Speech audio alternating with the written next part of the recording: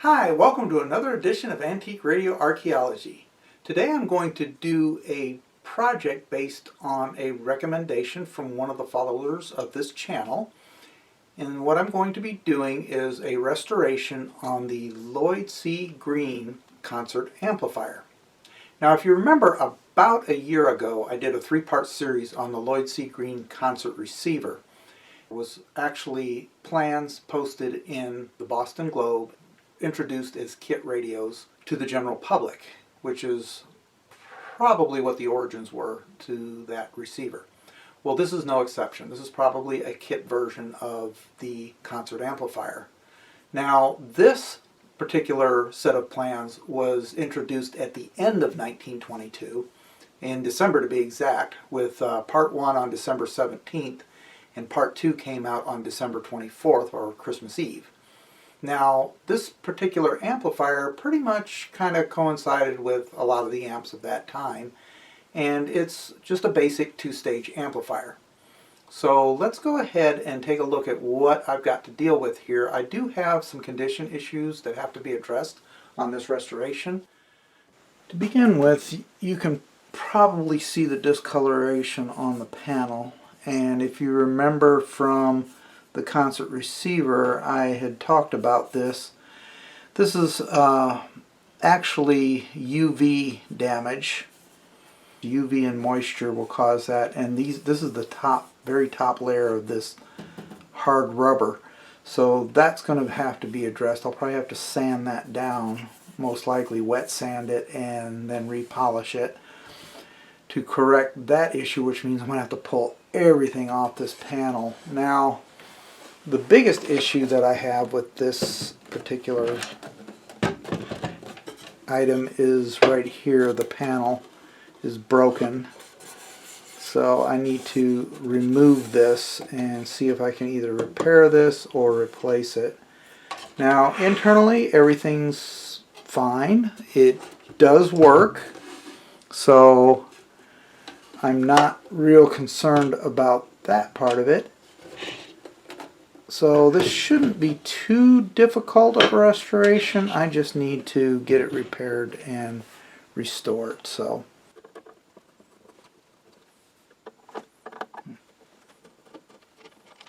interesting. Appears to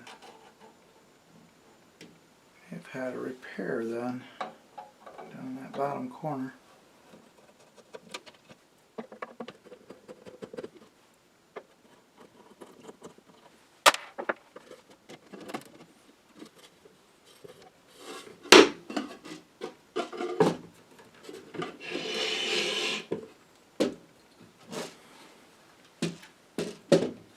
So that's it. Work on that here in a little while. Alright, so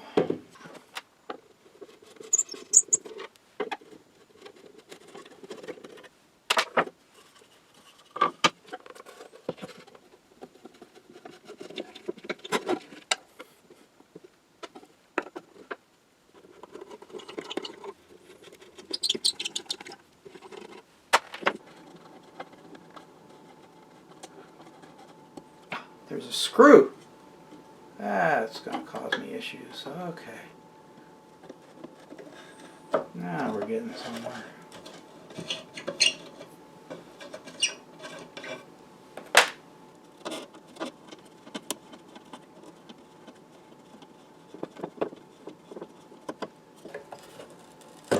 There.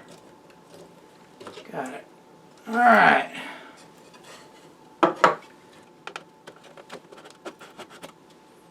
There we go. One side.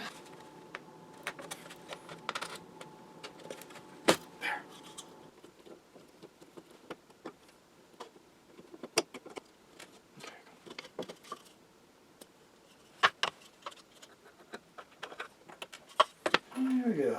All the hardware has been removed. So my goal here is going to be to remove all this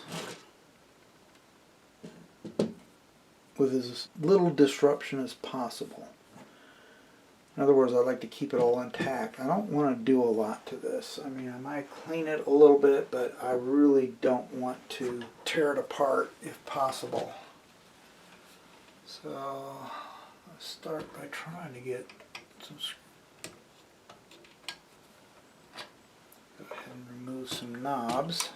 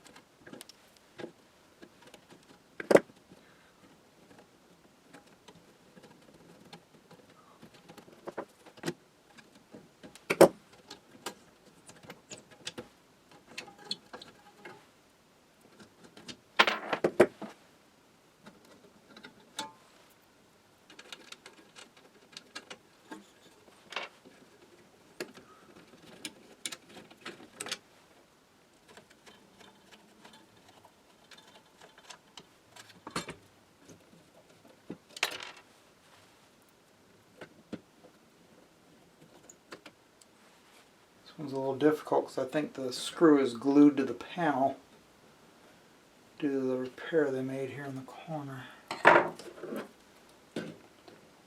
Busted loose, there we go. Yeah, that's what it was.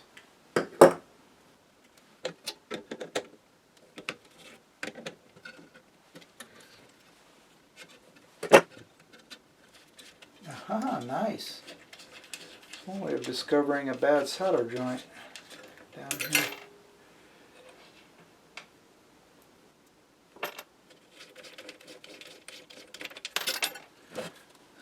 See, I didn't notice that, but now you can see it. That was a broken solder joint.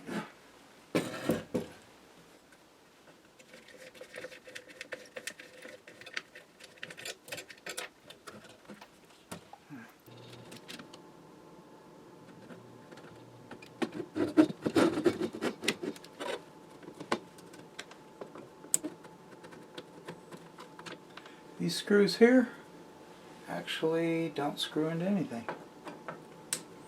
There's just a nut on the other side. Interesting. So once I remove these four bottom ones, I should be able to separate this panel.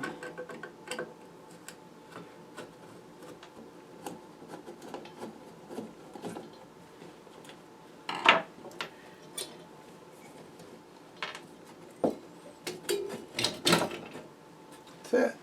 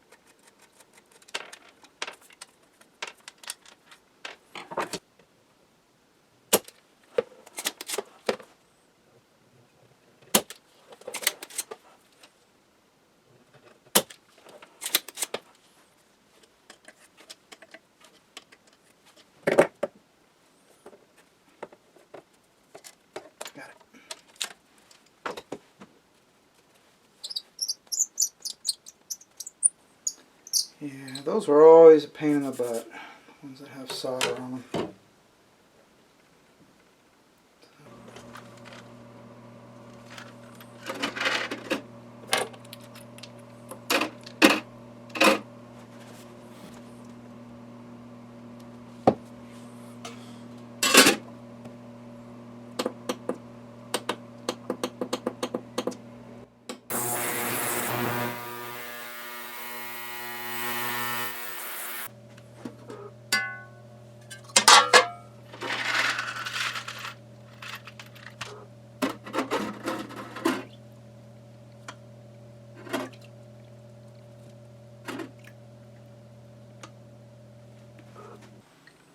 I'm using a little bit of denatured alcohol, and what I'm using this for is to get rid of any solder flux that's on here. It's black. That was painted on. It's coming off too. As you can see, there's brown underneath it.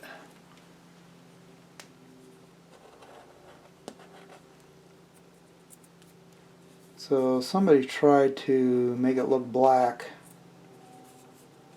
I gotta get that coating off if I can. It looks like it's coming off, actually, with alcohol. So my guess is somebody tried to clean this up and couldn't, so they decided to start coating it with something and then got in over their head and probably quit. Sad. Got a lot of it off. There's still some on there. Some down there.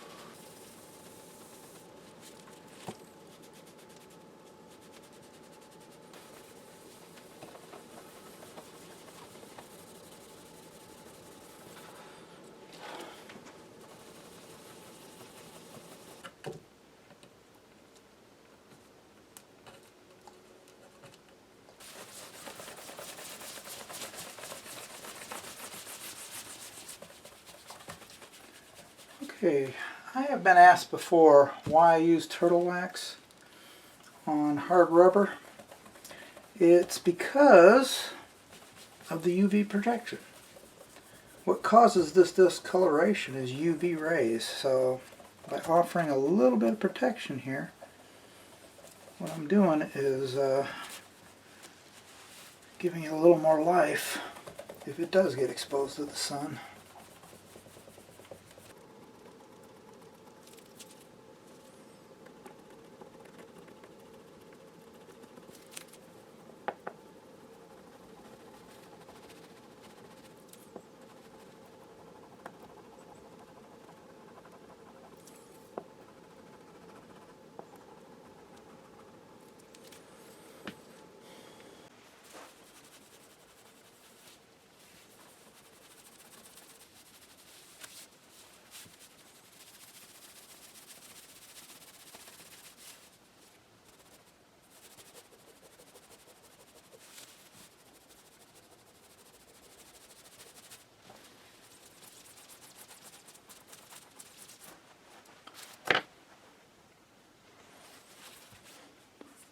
There you have it.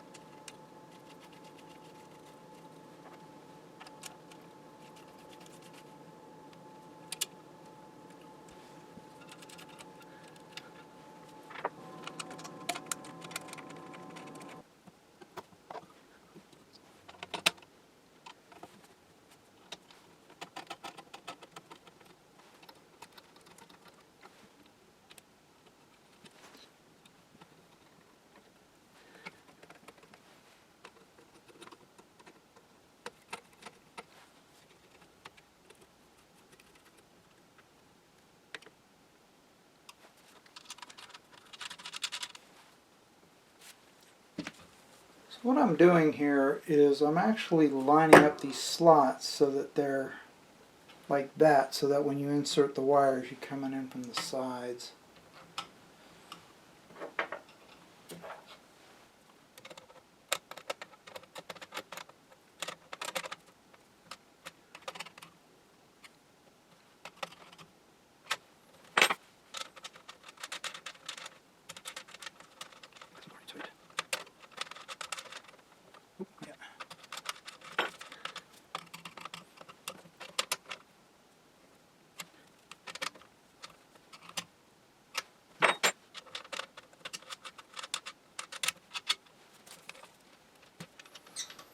Okay, same drill over here.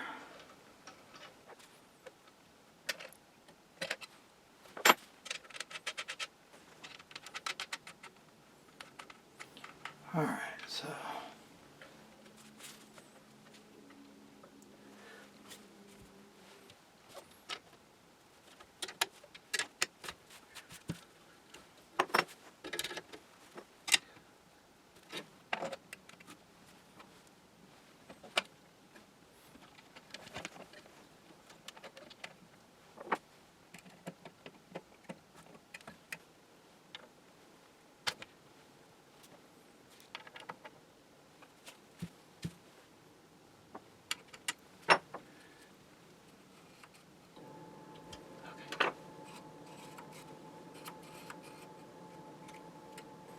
alright, so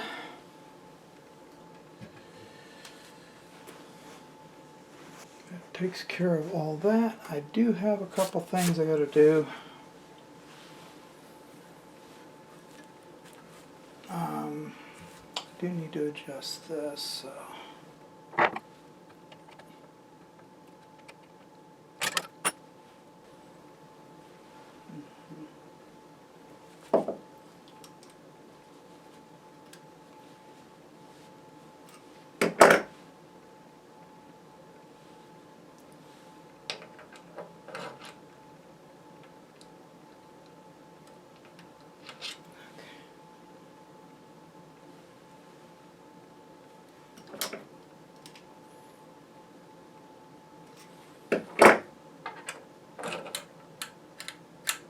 that's much better.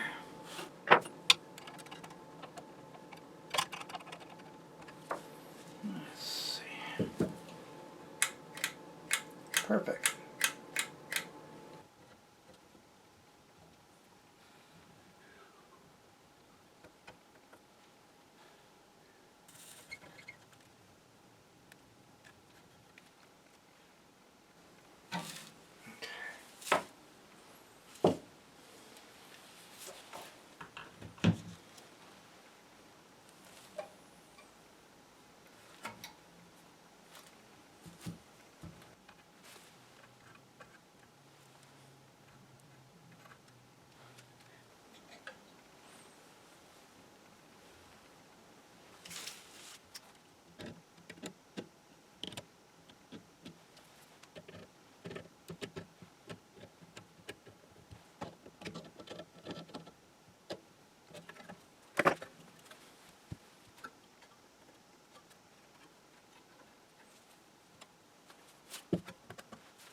Okay, so I'm satisfied with the soldering. To make sure it was all nice and solid.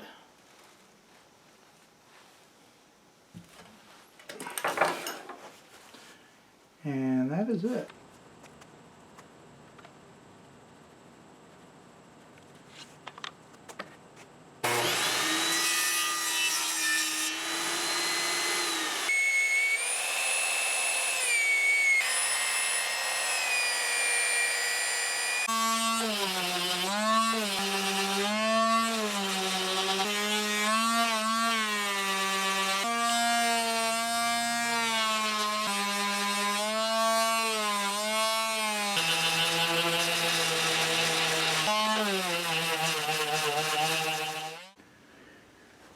Okay, so let's go ahead and get this thing back together. I went ahead and sanded everything. Got the back panel made.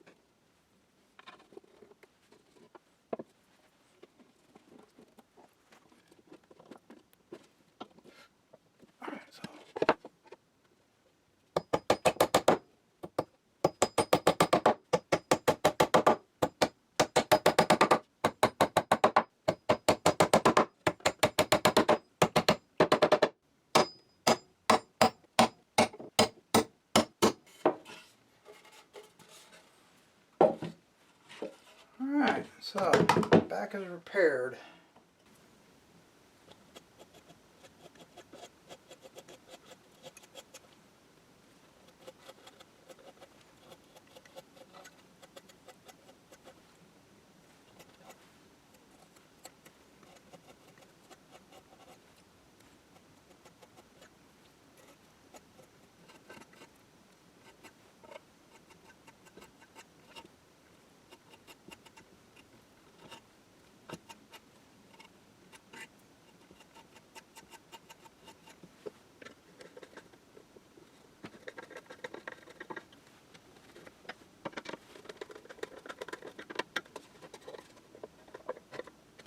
Alright, so I went ahead and sanded all that.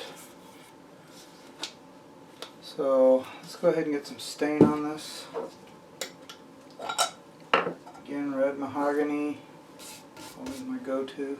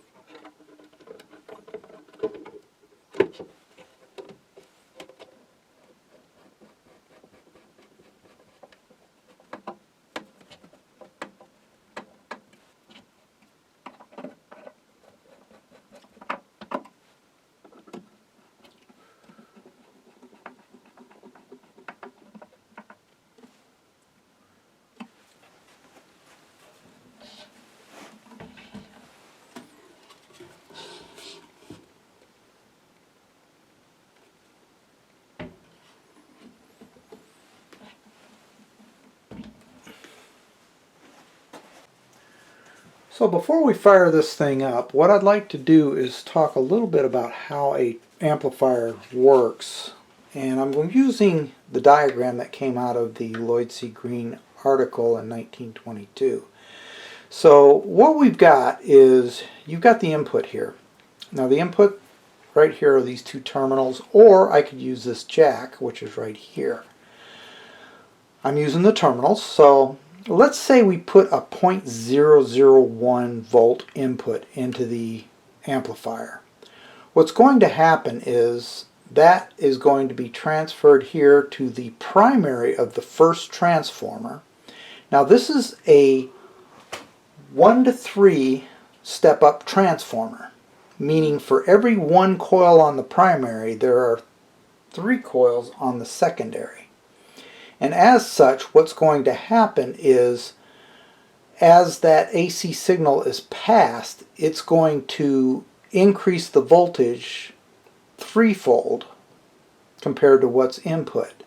So if I have 0.001 volt coming in, I'm going to have 0.003 volts coming out and going to the grid of that first tube. Now, what a lot of people don't understand is, in most amplifiers you actually have 2 forms of amplification. You have the transformer producing one form of amplification, and then you have the tube performing the other form of amplification. Is going to be using the UV201 tube. We're going to see about a 5 times increase. So what's going to happen is, this is going to amplify it again by 5. So I got 0.001, 0.003 here coming into this tube, coming out of that tube, and then it's going to be 0.015 volts going into this primary here. Now this is a different transformer. This is a 1 to 4 ratio, so for every one coil there's 4 coils on the secondary. Therefore it's going to step it up by 4. So multiply the 0.015 volts by 4, and now you got a 0.06 volts coming out of this going to that grid. Again, we have a step up of 5 on the tube, so that gives you the potential of having 0.3 volts coming out at your loudspeaker terminals. So that's how amplification works. Now, a couple of things going on here. You can increase and decrease the amplification of the tube through the rheostat here. And that's this first rheostat there. The second rheostat's over here. So yeah, I'd have to have everything maxed out to get those values that I just described, but we're not going to do that. We're just going to adjust it for the appropriate volume. Now you got your B plus and B minus, your A plus, A minus. Your B plus, B minus can be about 45 volts. Your A plus, A minus will be about 6 volts for the filaments of the tubes. Now one other switch here is this T and P switch. T is for telegraph. P is for phones or headphones or loudspeaker. The difference is, this actually takes this capacitor here in and out of circuit. And what that capacitor does is it helps actually with the fidelity of the circuit. It helps it to sound a little bit better. Telegraph, you're not worried about the sound. So when you switch it to telegraph, you might get a little bit more amplification than you would if it's on the phones, because that capacitor is going to take a little bit out of the amplification process, but it's negligible. So you know, it's almost like this is almost unneeded, but it's there, so that's what it's for. So that is the amplification process that this amplifier uses to get the signal from the radio to the loudspeaker. Okay, let's go ahead and fire this thing up, shall we? What I've got here is the Lloyd C. Green Concert Receiver, and my antenna inputs are hooked here. You got your antenna and ground. I went ahead and hooked a 6-volt battery to my A+, and I also paralleled it over to the A+, A- on this one. So those two are hooked to this battery. These two, the B+, B- on both of these, are hooked to the 45-volt battery. So now I've got everything hooked up. What I need to do is I need to try and tune in a station. And we're going to do that by, first of all, I have to twist the tube in this one on. And then I'm going to twist the tube on this one on.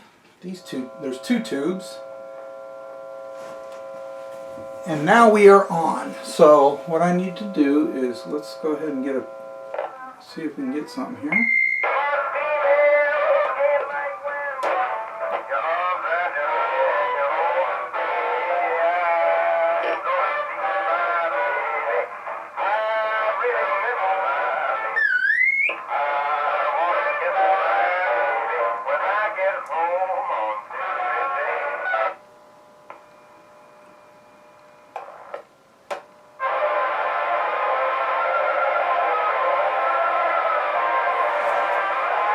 Okay, so as you can see, I've got my home radio station tuned in, and here's my first stage of amplification.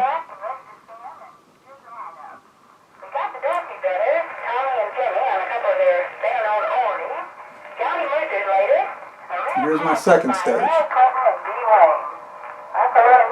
Crammed into a little bit of time, so let's get on the phone with Tommy Dusty's Groove.